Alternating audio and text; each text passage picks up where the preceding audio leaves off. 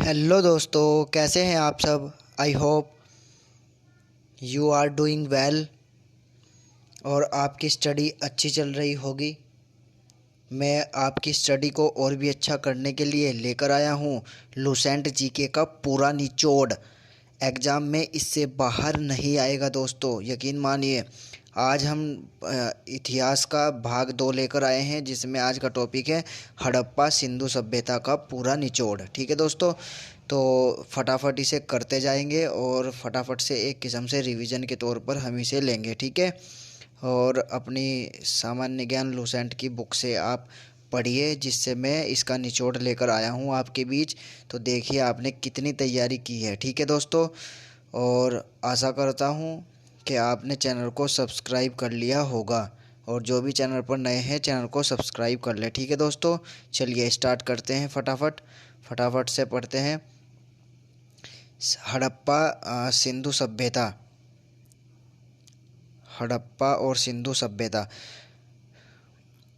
2500 ईसा पूर्व से 1750 ईसा पूर्व के बीच, 2500 ईसा पूर्व से 1750 ईसा पूर्व के बीच हड़प्पा और सिंधु सभ्यता का काल माना जाता है। ठीक है दोस्तों, तो फटाफट इसके क्वेश्चन के तौर पर हम इसका रिवीजन भी करते हैं और इसे समझते भी हैं। ठीक है, मानव जीवन की घटनाओं का लिखित वर्णन क्या कहलाता है? इतिहास। मानव जीवन की लिखित घटनाओं का वर्णन क्या कहलाता है? इतिहास। इतिहास का पिता किसे समझा जाता है? हेरोडोटस को। हेरोडोटस ने अपनी पुस्तक कौन सी लिखी है? हिस्टोरिका। ठीक है, नेक्स्ट। जिस काल में मानव की घटनाओं का कोई लिखित वर्णन नहीं होता, उस काल को क्या कहा जाता है? जिसमें लिखित वर्णन नहीं होता, प्राग ऐतिहासिक काल। ठीक है दोस्तों, नेक्स्ट। जिस काल में लेखन कला के प्रचलन के बाद उपलब्ध लेख पढ़े नहीं जा सके, उस काल को क्या कहा जाता है? आद ऐतिहासिक काल। दोस्तों बिल्कुल ये लूसेंट का निचोड़ है, मैं उन्हें क्वेश्चन के रूप में लेकर आया हूँ। ठीक है, नेक्स्ट देखिए आप दोस्तों। आधुनिक मनुष्य का प्रवेश धरती पर कब से माना जाता है? 30-40 हजार वर्ष पूर्व से। ठीक है, नेक्स्ट। पूरा पाषाण युग में के मानव की जीविका का मुख्य आधार क्या था दोस्तों? शिकार। आग का आविष्कार किस काल में हुआ? पूरा पाषाण काल में हुआ। पूरा पाषाण काल में। पहिए का आविष्कार कब हुआ? और कृषि का आविष्कार मतलब कृषि कब मानी जाती है? जब पहिए का आविष्कार हुआ, तभी कृषि का भी आविष्कार हुआ नवपाषाण काल में। बहुत ही इंपॉर्टेंट क्वेश्चन है, याद कर लीजिएगा। ठीक है दोस्तों, कई बार रिपीटेड क्वेश्चन है। ठीक है, नेक्स्ट चलते हैं। मनुष्य में अस्थायी निवास की प्रवृत्ति किस काल में हुई है? नवपाषाण काल में। अस्थायी निवास की प्रवृत्ति कब हुई है? नवपाषाण काल में। दोस्तों जो आपकी लूसेंट की बुक है उसका ये निचोड़ है बिल्कुल। ठीक है, तो आपको लूसेंट जीके की बुक अच्छी तरीके से अब रटने की ज़रूरत नहीं, मैं उसका सारा निचोड़ लेकर आया हूँ इस वीडियो में। ठीक है, इसे आप अच्छे से देखिए, स्किप बिल्कुल मत कीजिएगा वीडियो को। ठीक है दोस्तों, चलिए। मनुष्य ने सबसे पहले किसे पालतू बनाया? कुत्ते को बनाया। ठीक है, मनुष्य ने सर्वप्रथम किस धातु का प्रयोग किया? तांबे का। मनुष्य द्वारा बनाया गया प्रथम औजार क्या था? कुल्हाड़ी। कुल्हाड़ी का प्राप्ति स्थल क्या है? अतिरपक्कम। अतिरपक्कम कुल्हाड़ी जहाँ से प्राप्त हुई है। कृषि का आविष्कार किस काल में हुआ है? जब पहिए का आविष्कार हुआ था, नवपाषाण काल में। ठीक है दोस्तों, चलिए। इतिहास को इतिहासकारों ने 3 भागों में बांटा है सुविधा के अनुसार। प्राचीन इतिहास, मध्यकालीन इतिहास और आधुनिक इतिहास। हम पढ़ रहे हैं प्राचीन इतिहास। ठीक है, कृषि का आविष्कार किस काल में हुआ? नवपाषाण काल में। प्रागैतिहासिक अन्न उत्पादक स्थल कहाँ अवस्थित है? मेहरगढ़, पश्चिमी बलूचिस्तान, जो अब पाकिस्तान में स्थित है। मनुष्य ने सर्वप्रथम किस फसल की खेती की थी? किसकी की थी? सर्वप्रथम गेहूं की, तथा उसके बाद जौ की। लेकिन यूपीपीएससी ने प्रथम फसल किसको माना है? जौ को। ठीक है दोस्तों, नेक्स्ट। पूरा निचोड़ है दोस्तों ये लूसेंट का। ठीक है, जो भी चैनल पर नए हैं चैनल को सब्सक्राइब करें और बेल आइकन ज़रूर दबा लें ताकि आपको समय से नोटिफिकेशन मिल सके। ठीक है दोस्तों, और आशा करता हूँ ये वीडियो आपके लिए बहुत ही बेनिफिट होगी आगामी सभी परीक्षाओं के लिए। दोस्तों ये जो भी सीरीज है हमारी ये सभी परीक्षाओं के लिए है, लाइक डीएलएड और आपकी रेलवे एसएससी, ग्रुप सी, मतलब जिसमें भी जीके से रिलेटेड आता है सभी के लिए बहुत बेनिफिशियल ये वीडियो होने वाली है। ठीक है दोस्तों, जो भी चैनल पर नए हैं चैनल को सब्सक्राइब कर लें। प्रथम भारतीय पुरापाषाण कलाकृति की खोज किस स्थान से हुई? पल्लावरम से। ठीक है दोस्तों, भारत में पूर्व प्रस्तर युग में अधिकांश औजार किस चीज़ के बने थे? स्फटिक के, जिन्हें क्या कहते हैं? पत्थर। ठीक है, भारत का सबसे प्राचीन नगर कौन सा था? तो क्या आंसर हो जाएगा दोस्तों? मोहनजोदाड़ो। ठीक है, अगर पेपर में ये पूछा गया सिंधी भाषा में मोहनजोदाड़ो का अन्य नाम क्या था तो क्या बताएंगे दोस्तों? मर्तकों का टीला। ठीक है, और नेक्स्ट क्वेश्चन अगर ये आया, किस विश्लेषण पद्धति के द्वारा सिंधु सभ्यता की तिथि निर्धारित की गई थी? किसके द्वारा? रेडियो कार्बन डेटिंग के द्वारा, जिसमें 6C12 और 6C14 का प्रयोग होता है। ठीक है दोस्तों,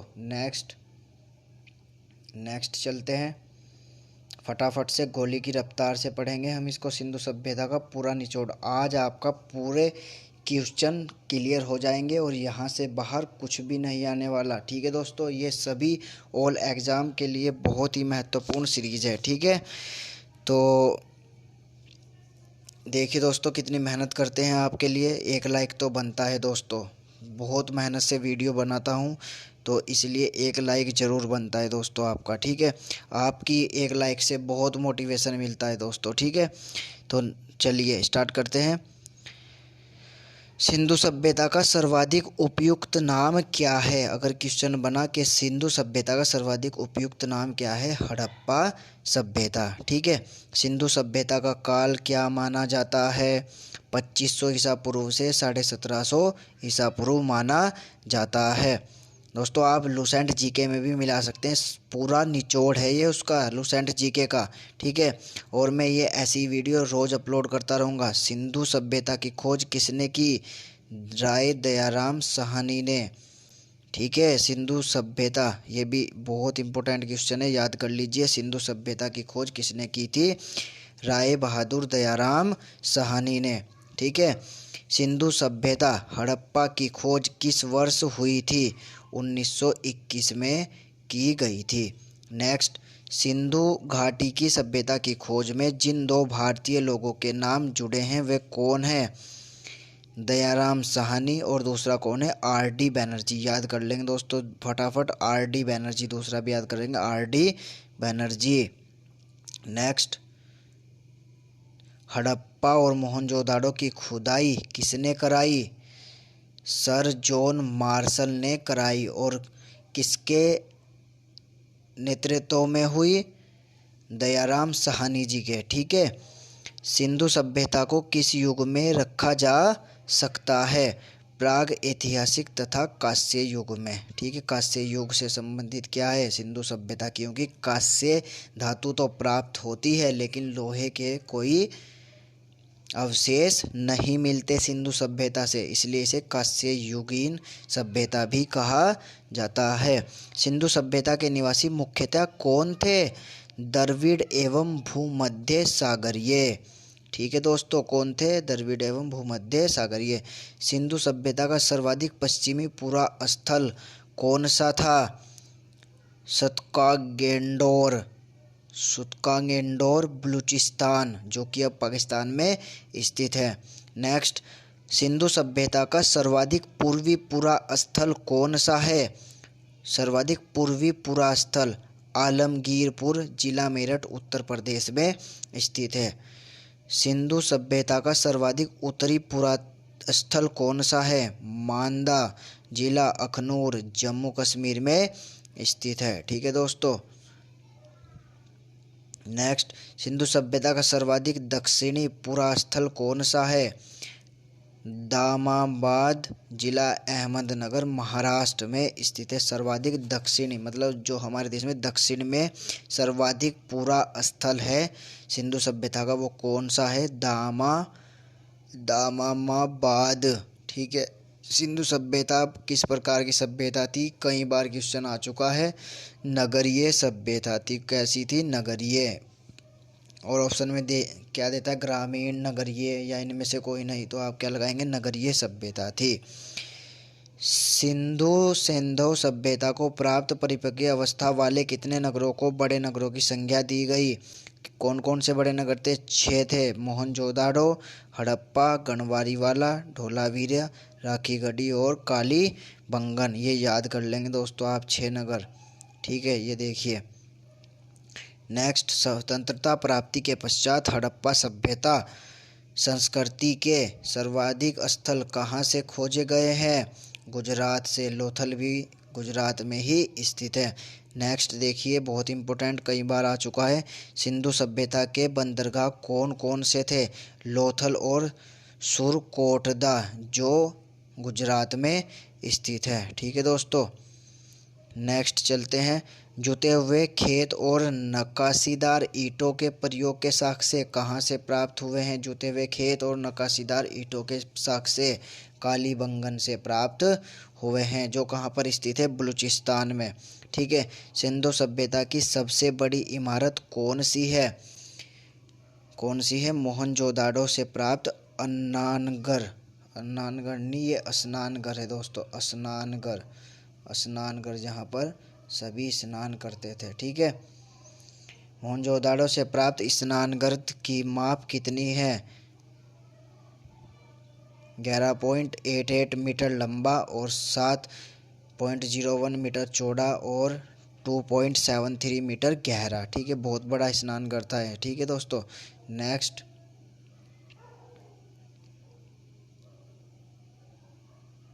ठीक है, ये पूरा निचोड़ है दोस्तों लुसेंट जीके का।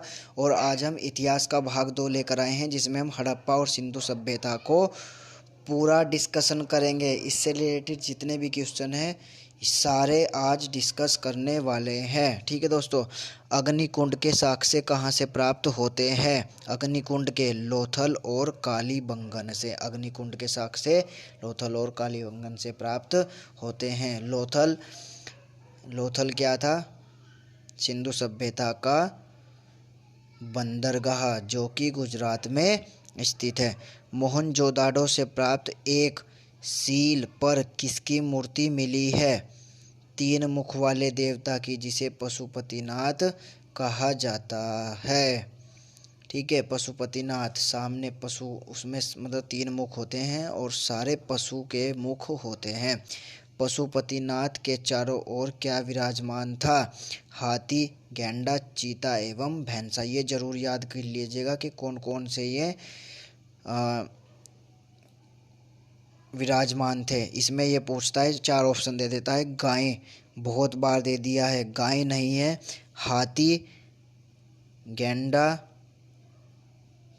भैंसा और चीता, HGBC याद कर लेंगे। ठीक है दोस्तों।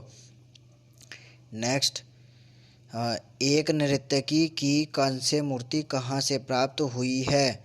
मोहनजोदाड़ो से प्राप्त हुई है नृत्य करती हुई कांस्य की मूर्ति। ठीक है। हड़प्पा की मोहरों पर सबसे अधिक किसका अंकन मिलता है? एक सिरंगी पशु का। ठीक है। नेक्स्ट, मनके बनाने के कारखानों के साक्ष्य कहाँ से प्राप्त हुए हैं? लोथल और चंदूहड़ो से। ठीक है, लोथल और चंदूहड़ो से मनके बनाने के याद कर लेंगे ज़रूर दोस्तों। ठीक है। जो भी चैनल पर नए हैं, चैनल को सब्सक्राइब कर लें। ठीक है। सिंधु सभ्यता की लिपि किस प्रकार की थी? भाव चित्रात्मक, मतलब पढ़ी नहीं गई, बस ओनली उसमें क्या थे दोस्तों? चित्र थे। क्या थे? चित्र। भाव चित्रात्मक लिपि थी। ठीक है। भाव चित्रात्मक लिपि की विशेषता क्या थी? पहली पंक्ति दाएं से बाईं ओर लिखी जाती थी। ठीक है, मतलब चित्र बने होते थे। चलिए दोस्तों नेक्स्ट, सिंधु सभ्यता के लोगों के नगरों तथा घरों के विन्यास के लिए कौन सी पद्धति अपनाई गई थी? ग्रिड पद्धति अपनाई गई थी उनके नगरों और घरों को बनाने के लिए। यह है दोस्तों ग्रिड पद्धति, ऐसे बनाई गई थी, इसे ग्रिड पद्धति कहते हैं। और जैसे यहाँ पर घर बना दिया, यहाँ घर बना दिया, यहाँ घर बना दिया, यहाँ घर बना दिया, ये रास्ता है, और यहाँ घर बना दिया, यहाँ घर, इसे ग्रिड पद्धति के अनुसार सिंधु सभ्यता बसाई गई थी, इसलिए इसे नगरीय सभ्यता भी कहा जाता है। सिंधु सभ्यता के लोग के घरों के दरवाजे और खिड़कियाँ किस ओर खुलते थे? पीछे की ओर, अंदर की ओर खुलते थे दोस्तों उनके घर के दरवाजे, ठीक है। सिंधु सभ्यता के किस नगर के दरवाजे मुख्य सड़क की ओर खुलते थे? बाहर की तरफ किस नगर के दरवाजे खुलते थे? सभी के अंदर की ओर खुलते थे और लोथल नगर के बाहर की तरफ खुलते थे, ठीक है। सिंधु सभ्यता की मुख्य फसल क्या थी? गेहूं और जौ, ठीक है दोस्तों, याद कर लेंगे गेहूं और जौ। सिंधुवासी मिठास के लिए किसका प्रयोग करते थे? शहद का दोस्तों, ठीक है, याद जरूर कर लेंगे, चीनी नहीं आएगा ऑप्शन में, शहद आएगा, ठीक है। चावल के प्रथम साक्ष्य कहाँ से प्राप्त हुए हैं? लोथल से। लोथल बहुत ज़्यादा इम्पोर्टेंट है। चावल के प्रथम साक्ष्य कहाँ से प्राप्त मिले हैं? लोथल से, जो कि गुजरात में स्थित है। सिंधुकालीन घोड़े के अस्थिपंजर कहाँ से मिले हैं? सुरकोटदा, कालीबंगल एवं लोथल से, ठीक है दोस्तों। सिंधु सभ्यता में तौल इकाई किस अनुपात में थी? 16 के अनुपात में थी। किसके? 16 के अनुपात में थी, ठीक है, याद कर लेंगे आप सिंपली। सिंधु सभ्यता के लोग यातायात के लिए किसका प्रयोग करते थे? दोपहिया, चौपहिया, बैलगाड़ी व भैंसा गाड़ी का, ठीक है, याद करते थे, ठीक है दोस्तों। मेसोपोटामिया के अभिलेखों में वर्णित मेलुहा शब्द का अभिप्राय किससे है? किससे दोस्तों? सिंधु सभ्यता से, ठीक है दोस्तों, किससे?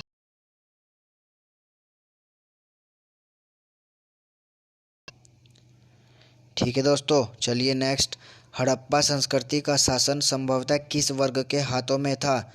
वर्णिक वर्ग के हाथों में था।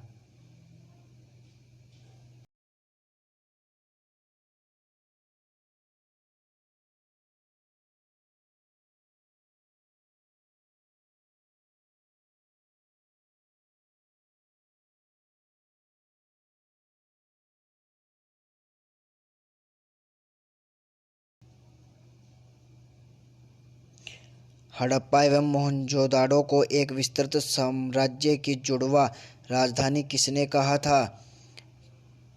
पिंगटन ने, ठीक है। हड़प्पा और मोहनजोदाड़ो को क्या कहा था?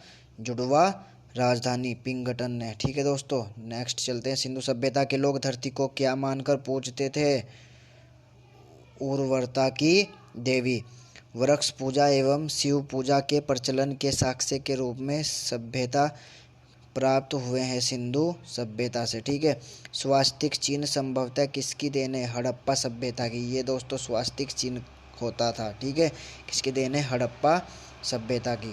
दोस्तों सभी क्वेश्चन कर रहे हैं हम आज सिंधु सभ्यता से रिलेटेड, इससे बाहर कुछ नहीं आएगा, ठीक है, इन्हें अच्छे से याद कर लीजिएगा, ठीक है। स्वास्तिक चिन्ह किसकी देन है? हड़प्पा सभ्यता की। क्या सिंधु घाटी के नगरों से किसी भी मंदिर के अवशेष मिले हैं? नहीं मिले हैं, कोई भी मंदिर प्राप्त नहीं हुआ है, ठीक है दोस्तों। सिंधु सभ्यता में किस देवता की उपासना सर्वाधिक प्रचलित थी? मातृ देवी की। किसकी थी? मातृ देवी की।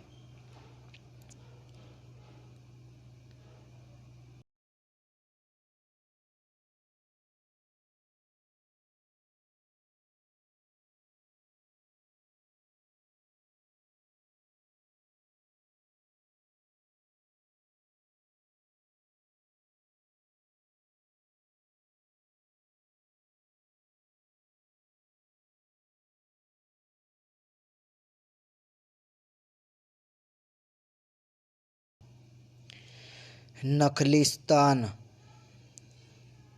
नखलिस्तान सिंधु सभ्यता के किस स्थल को कहा गया है? मोहनजोदाड़ो को क्या कहा है? नखलिस्तान, ठीक है। मांडा किस नदी के पर स्थित था? चिनाब नदी पर, ठीक है। हड़प्पा सभ्यता का प्रमुख स्थल रोपड़ किस नदी पर स्थित है? सतलज नदी पर। हड़प्पा में एक अच्छे जल प्रबंधन का पता किस स्थान से चलता है? धोलावीरा से। ठीक है दोस्तों, फटाफट देखिए गोली की रफ्तार से। सिंधु सभ्यता में किस स्थान पर घरों में कुत्तों के अवशेष मिले हैं? मोहनजोदाड़ो से। हड़प्पाकालीन समकालीन सभ्यता रंगपुर कहाँ है? सौराष्ट्र में। हड़प्पा सभ्यता में मोहरे किससे बनी थी? सेल खड़ी से।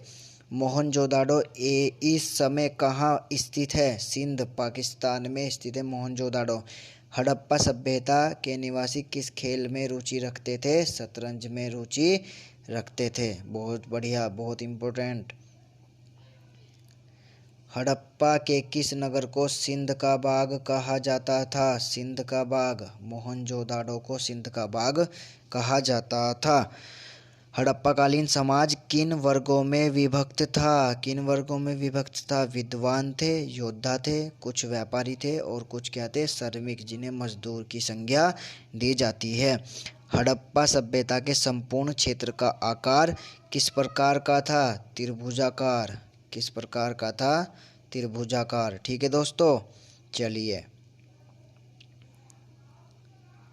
सिंधु सभ्यता से स्त्री मरण मूर्तियाँ, मिट्टी की मूर्तियाँ अधिक मिलने से क्या अनुमान लगाया जा सकता है? ये अनुमान लगाया जा सकता है कि वहाँ की सभ्यता मात्र सत्तात्मक थी। ठीक है, मतलब माता को अधिक माना जाता था। किसी भी कार्य में माता की सलाह अवश्य ली जाती थी। सिंधुवासी किस प्रकार के वस्त्रों का प्रयोग करते थे? सूती एवं ऊनी वस्त्रों का। नेक्स्ट, सिंधु घाटी के लोग किस हथियार से परिचित नहीं थे? तलवार से परिचित नहीं थे। एकमात्र हड़प्पाकालीन स्थल कौन सा है जिसका निचला शहर सामान्य लोगों के रहने हेतु भी किले से घिरा हुआ था? कालीबंगन। ठीक है दोस्तों, चलिए। पर्दा प्रथा एवं वेश्यावृत्ति किस सभ्यता में प्रचलित थी? सिंधु सभ्यता में प्रचलित थी। हड़प्पा में शवों के अंतिम संस्कार की कौन सी प्रथा प्रचलित थी? दफनाने की। मोहनजोदाड़ो में शवों के अंतिम संस्कार की कौन सी तथा प्रचलित थी? कौन सी प्रथा प्रचलित थी अंतिम संस्कार की? मोहनजोदाड़ो में जलाने की थी मोहनजोदाड़ो में। और हड़प्पा सभ्यता में क्या थी? दफनाने की। ठीक है, ये भी याद कर लीजिएगा, मोहनजोदाड़ो में जलाने की और हड़प्पा में दफनाने की। ठीक है।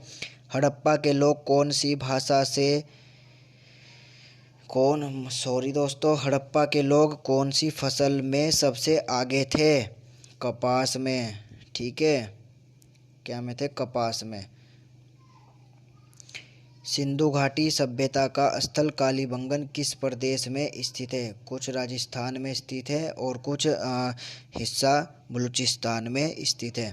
हड़प्पा के लोगों की सामाजिक पद्धति कैसी थी? उचित समतावादी। सिंधु सभ्यता की मुद्रा में किस देवता के समतुल्य चित्रांक मिलता है? आदि शिव का। ठीक है।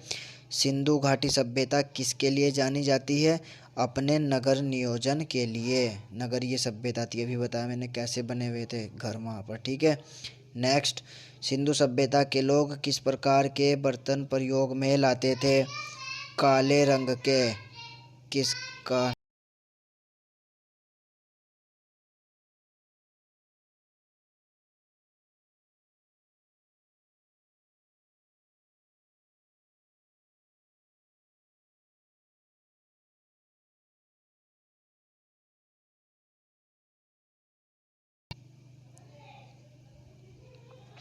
सिंधु सभ्यता के लोग किस प्रकार के बर्तन के प्रयोग लाते थे?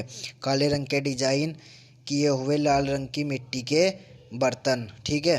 सिंधु क्षेत्र के उत्पादित कपास को ग्रीक या यूनान के लोग किस नाम से पुकारते थे? सिंडन नाम से पुकारते थे। ठीक है दोस्तों। नेक्स्ट क्वेश्चन,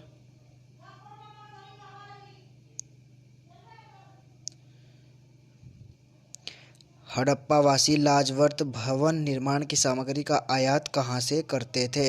हिंदकुश क्षेत्र बदखसा से।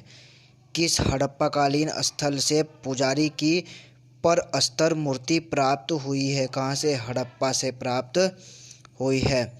किस सिंधुकालीन स्थल से एक ईंट पर बिल्ली का पीछा करते हुए कुत्ते के पंजों के निशान मिलते हैं?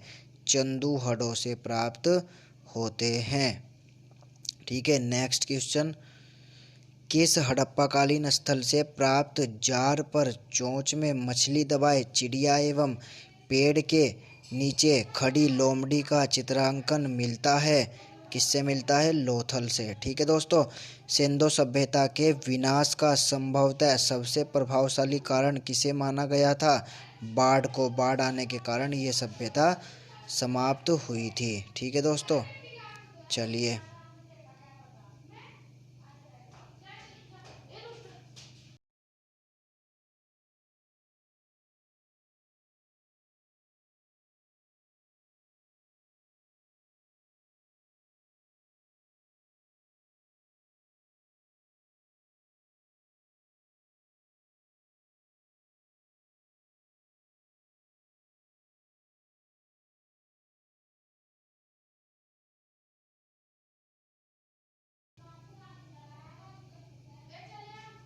सिंधु सभ्यता के विनाश का संभवतः सबसे प्रभावशाली कारण क्या था?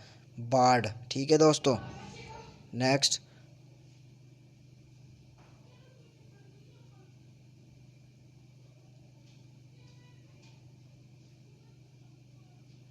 आग में पकी हुई मिट्टी को क्या कहा जाता था? टेराकोटा। ठीक है, गर्तावास गड्ढा के साक्ष्य कहाँ से प्राप्त मिले हैं? कश्मीर से।